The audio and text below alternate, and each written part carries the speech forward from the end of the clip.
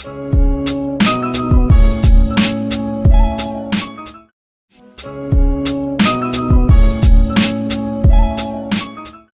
Friends, എല്ലാവർക്കും നമസ്കാരം. നമ്മുടെ പുതിയ വീഡിയോയിലേക്ക് എല്ലാവർക്കും ഹൃദയം നിറഞ്ഞ സ്വാഗതം. നമ്മൾ ഇന്ന് വന്നിരിക്കുന്നത് വളരെ വെറൈറ്റി ആയിട്ടുള്ള അതേസമയം ഹെൽത്തി ആയിട്ടുള്ള ഒരു റെസിപ്പി ആയിട്ടാണ്. കോമറേറ്റ് ഇൻ അമേരിക്ക അല്ലേ? അമേരിക്ക വരെ പോകണ്ട, മെക്സിക്കോ വരെ പോവാം. നമ്മുടെ ഇന്നത്തെ റെസിപ്പി മെക്സിക്കൻ റൈസ്. അപ്പോൾ ഒട്ടും വൈകാതെ നമുക്ക് വീഡിയോയിലേക്ക് പോകാം. മെക്സിക്കൻ റൈസ് ഉണ്ടാക്കാൻ വേണ്ടി നമ്മൾ എടുത്തിരിക്കുന്നത് 1.5 കപ്പ് ലോങ് ഗ്രെയിൻ ബസ്മതി റൈസാണ്.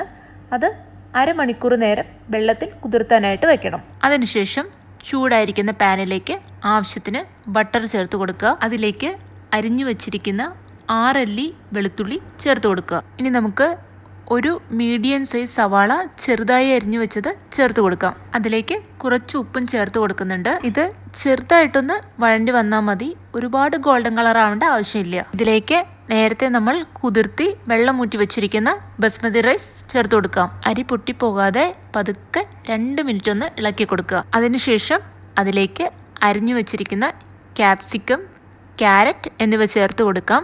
ഞാനിവിടെ 2 ടൈപ്പ് ക്യാപ്സിക്കം എടുത്തിട്ടുണ്ട്, ഗ്രീനും യെല്ലോയും. റെഡും കിട്ടുകയാണെങ്കിൽ അത് കൂടി ചേർത്ത് കൊടുത്താൽ നന്നാവും. ഇനി അതിലേക്ക് ഗ്രീൻ പീസ് ചേർത്ത് കൊടുക്കുക.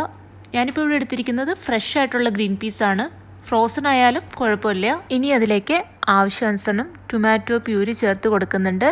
ഇതിന് പകരം ടൊമാറ്റോ അരിഞ്ഞത് ചേർത്ത് കൊടുത്താലും മതിയാകും. അതിനുശേഷം ഇതിലേക്ക് ആവശ്യാനുസരണം കുരുമുളക് പൊടി, കാശ്മീരി മുളക് പൊടി, അല്പം മഞ്ഞൾപ്പൊടി, ജീരകപ്പൊടി, ഒറിഗാനോ എന്നിവ ചേർത്ത് കൊടുക്കാം. ഇതിൻ്റെ എല്ലാം ഡീറ്റെയിൽ ആയിട്ടുള്ള അളവ് ഡിസ്ക്രിപ്ഷൻ ബോക്സിൽ കൊടുക്കുന്നതായിരിക്കും. ആവശ്യത്തിന് ചില്ലി ഫ്ലേക്സ്, ഉപ്പ് എന്നിവ ചേർത്ത് കൊടുക്കാം. അടുത്തതായി ആവശ്യത്തിന് ടൊമാറ്റോ കെച്ചപ്പ് ചേർത്ത് കൊടുക്കാം. ഇത് ഹോം മെയ്ഡ് ടൊമാറ്റോ കെച്ചപ്പാണ്. ഇതിൻ്റെ വീഡിയോ നമ്മൾ അടുത്തതായി ഇടുന്നതായിരിക്കും. അടുത്തതായി ഇതിലേക്ക് 3 കപ്പ് ചൂടുവെള്ളം ചേർത്ത് കൊടുക്കാം. അരി അളന്ന അതേ ഗ്ലാസ്സിൽ തന്നെ വേണം ചൂടുവെള്ളത്തിൻ്റെ അളവും എടുക്കാനായിട്ട്. ഇനി ഇത് തുറന്നു വെച്ച് തന്നെ വെള്ളം ഒന്ന് വറ്റാറാവുന്നത് വരെ വേവിച്ചെടുക്കാം. ചെറു തീയിലിട്ട് വേണം വേവിക്കാനായിട്ട്. വെള്ളം ഒരു 3/4 ഭാഗം വറ്റി വന്നു കഴിയുമ്പോൾ അതിലേക്ക് സ്പ്രിംഗ് ഓണിയൻ, മല്ലിയില എന്നിവ ചേർത്ത് കൊടുക്കാം.